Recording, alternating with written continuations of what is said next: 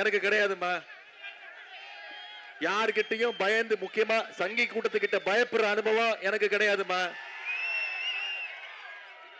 இதுதான் திரு எடப்பாடி பழனிசாமியுடைய அனுபவம். இது மட்டும் இல்லம்மா, அந்த அம்மா ஜெயலலிதா அம்மா இருந்த வரைக்கும் அந்த அம்மா காலில் விழுந்து கிடந்தாரு. அந்த அம்மா இறந்து போனது பிறகு சசிகலா அம்மா காலில் விழுந்தாரு. அந்த அம்மா ஜெயிலுக்கு போயிட்டாங்க. அதே பிறகு டிடிவி தினகரன் காலில் விழுந்தாரு. அப்புறம் அந்த காலை வாரி விட்டுட்டு திரு ஓபிஎஸ் காலில் விழுந்தாரு. இப்ப கடைசியா எல்லார் காலையும் விட்டுட்டு டெல்லிக்கு போய் மோடியோட காலை பிடிச்சிக்கிட்டு தொங்கிட்டு இருக்கிறாரு. ஆனா அவர் யார காலை பிடிச்சாலும் அவங்க காலை வாரி விட்டுருக்கிறவர் தான் திரு எடப்பாடி பழனிசாமி அவர்கள். அந்த அடிமை கூட்டத்திற்கு டெல்லியில இருந்து தமிழ்நாடை எப்படியாவது கண்ட்ரோல் பண்ணணும். எடப்பாடி பழனிசாமிங்கிற ரிமோட் கண்ட்ரோல் மூலமா தமிழ்நாடை ஆளணும்னு டெல்லி நினைக்கிறாங்க. அதனாலதான் நம்முடைய முதலமைச்சர் திருப்பி திருப்பி சொல்றோம், இந்த சட்டமன்ற தேர்தல் டெல்லி அணியா தமிழ்நாடு அணியா பாத்துடலாம், மோதி பாத்துருவோம்.